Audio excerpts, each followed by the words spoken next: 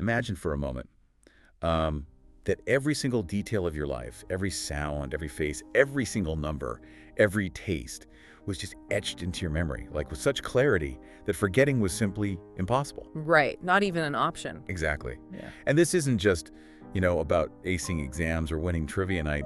It's about a complete, totally involuntary recording of reality.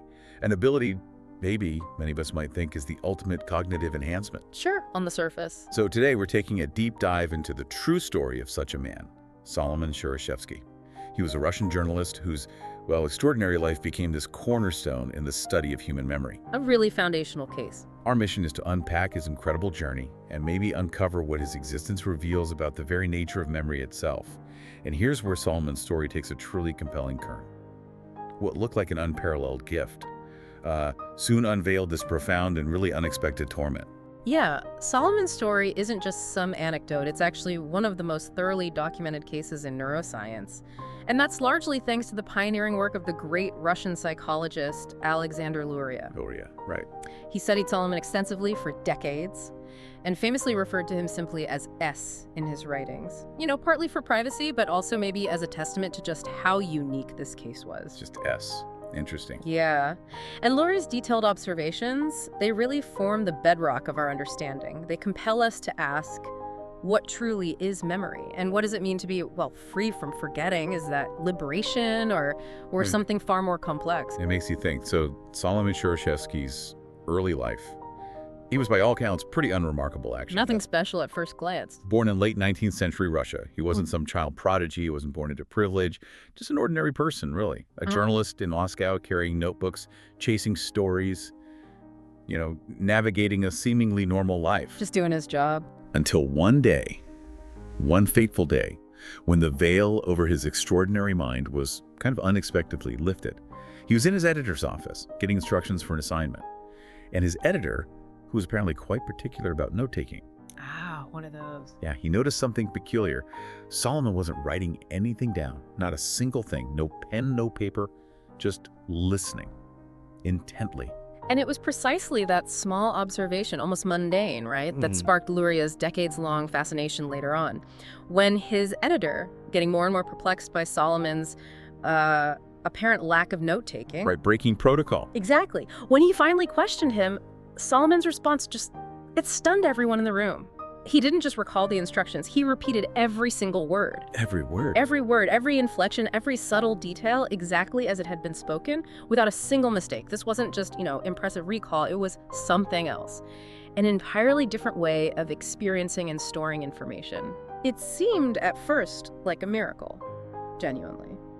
But as we'll get into, this seemingly miraculous gift, it would also become a profound curse. A miracle, yeah, I see that. Yeah. Solomon's abilities must have seemed like something out of, folklore. Absolutely. He could memorize these impossibly long lists of numbers, often read aloud to him just once at a blistering pace. And not just numbers, right? No, not just numbers. He could repeat complex sequences of words, poems, even whole conversations years later, verbatim, as if it had just happened. Incredible. Did you even imagine recalling every birthday, every chat, every fleeting moment on a crowded street from your entire life perfectly? It's hard to wrap your head around. Crowds would apparently flock to see it perform. Scientists were utterly perplexed. Even the biggest skeptics would test him, only to walk away just completely dumbfounded. Shaking their heads, probably. Yeah. But what we might initially label a pure superpower, you quickly realize it carried this immense, almost unimaginable cost. Well, the scientific community wasn't just awestruck, they were deeply challenged by Solomon's capabilities. Because, and this is a critical point to grasp here, his memory wasn't just about raw retention like a tape recorder. Okay. It was intricately linked to a neurological phenomenon we call synesthesia. Synesthesia, right, where senses get mixed up. Exactly. It's Yeah. where stimulating one sensory pathway leads to involuntary experiences in another. So for Solomon, this meant quite literally every sound had a color. Every taste carried a texture. Every number exploded into vivid, often overwhelming visions. Whoa, so he wasn't just remembering, he was... Reliving. Yeah. Constantly. It prompts us to consider, Was his mind simply remembering in the way we understand it, or was it experiencing reality magnified, like 1,000-fold, through these incredible involuntary cross-sensory associations? It was this constant, all-encompassing, multi-sensory tapestry that just never faded. That sounds exhausting. And that brings us to the paradox, right? The really dark side of this incredible gift? While many of us might daydream about having a perfect memory, for Shereshevsky, remembering wasn't a choice. It was involuntary, inescapable. Couldn't switch it off. Couldn't turn it off, couldn't dial it down. His mind was just constantly flooded with associations. Not just physical sensations, but like emotional echoes, abstract connections, all hitting him at once. Overload. Total overload. Imagine trying to navigate a busy city street where every single car, every cobblestone, every face passing by, every bit of conversation stays with you forever, perfectly preserved, constantly replaying in your head. Yeah, that analogy of a bustling city is quite apt. Because for most of us, our brains are constantly and pretty efficiently filtering out the noise. Right, we forget most stuff. We discard trivialities, allowing us to focus on what matters right now. This crucial process is, well, cognitive filtering. But Solomon didn't have that luxury. He simply couldn't prune his mental garden, so to speak. No weeding allowed. None. Trying to sleep at night meant his mind would just relentlessly replay endless details of the day. Every conversation, every sight, every sound. Without any ability to filter or discard, it wasn't just distracting, it was torture. A kind of sensory and mental torture. God, that sounds awful. It really does. We often wish for perfect recall, but what Solomon's story really reveals is that memory, well, it's not just for preserving things, it's just as much about letting go. Forgetting is important. Forgetting plays this critical, often underestimated role in our cognitive health, our sanity, really. And the profound weight of this inability to forget, it meant Solomon carried a burden far heavier than any notebook. Yeah. So it begs the question, was it truly a gift from nature? Or some kind of cruel, ironic trick? Was his mind an orchestra of genius, or was it a prison with no walls?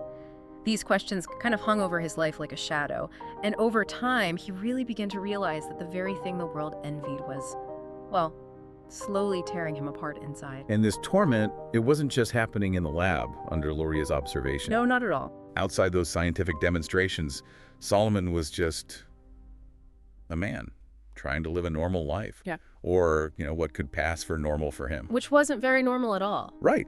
He actually tried to make a career out of it for a while, showcasing his memory in theaters, turning what baffled scientists into, entertainment spectacles. The memory man. Exactly. People clapped, they cheered, they marveled at this man who could not forget.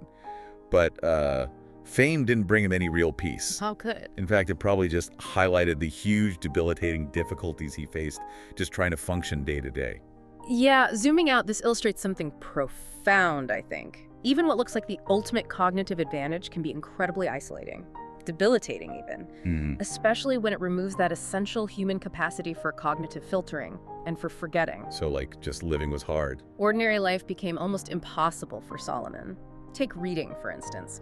For most of us, reading involves smoothly processing words, ideas, building a narrative in our heads. But for Solomon, every single word, tree, house, love, didn't just register as text. Tree would trigger vivid memories of specific trees he'd known. Oh, wow. Their rustling sounds, the smell of their bark, maybe the feeling of climbing them as a kid.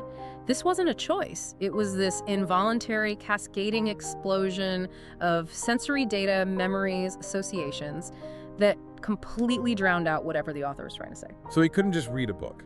Comprehending even a simple novel became an exhausting, often futile exercise. He couldn't easily grasp abstract concepts because every single concrete instance of that concept was equally present, screaming for attention in his mind. That sounds paralyzing. It really was. Making decisions was agonizing because every past experience, every tiny detail connected to the options would flood his consciousness. It truly highlights that for Solomon, the very thing the world envied was making even the simplest human experiences a kind of torment. It was slowly tearing him apart. So we've journeyed through this incredible and, ultimately tragic story of Solomon Shereshevsky, the man who couldn't forget. We've explored the astounding gift, this memory without limits that baffled scientists and captivated audiences. A true phenomenon. But maybe more importantly, we've also witnessed the devastating consequences, the constant sensory overload, the inability to filter, this profound, inescapable burden of a mind that simply couldn't let go. So, what does this all really mean for us, listening to this? Well, I think the most profound insight from Solomon's story is this. Forgetting isn't a flaw. It's not a bug in the system.